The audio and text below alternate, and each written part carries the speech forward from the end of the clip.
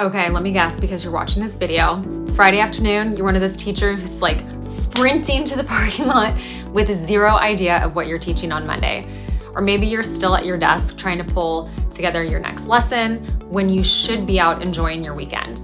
Well, what if you had a super simple routine to help you leave school Friday feeling ready for the weekend every single Friday?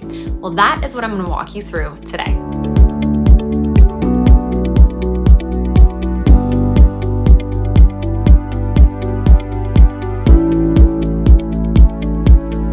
So first, I want to talk about why this works. When your lessons are already planned out for the month, this Friday habit is basically like your moment to refocus. It's like a weekly reset button, but for your teaching life. And it helps you do the following: make your copies, prep any materials, see what's coming up next, and wrap up the week with your mind at ease. Okay, so step one is the mental reset.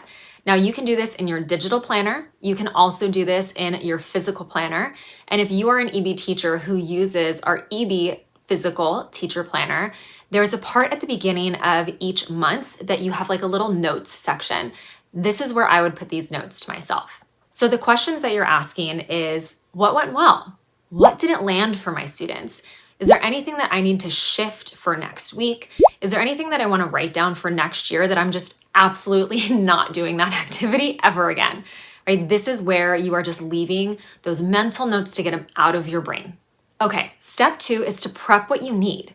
After you do that, I want you to look at your upcoming lessons for the next week. So again, this is either in your digital planner, as you can see on your screen, or this is in your physical planner, like you can see in my example on your screen as well. And this is why batch planning is such a game changer. If you look at my plans, I already know what's coming.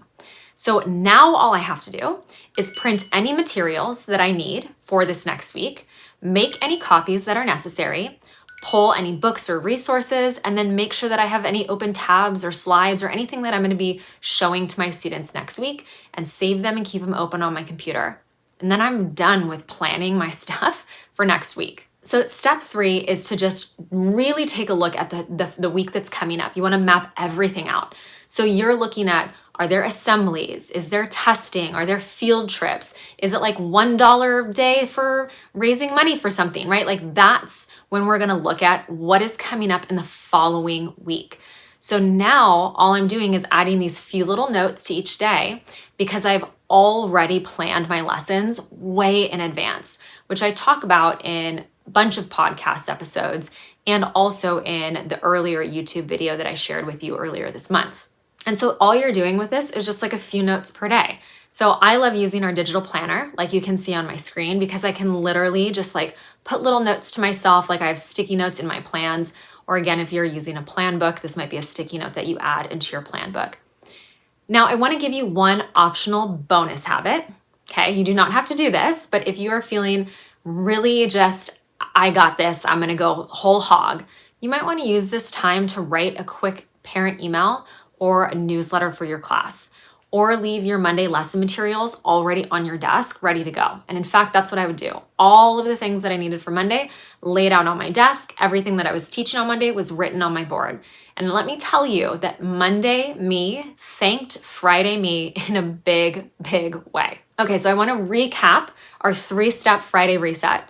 So in just 20 to 30 minutes before you leave school on Friday, you're going to reflect on the week, prep next week's materials, and then check your calendar and sketch out anything else that needs to be added to your upcoming week.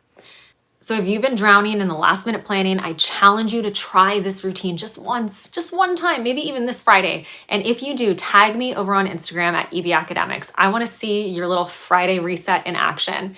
And if you missed my other video this month, it is so helpful. It is all about planning 1 month in an afternoon.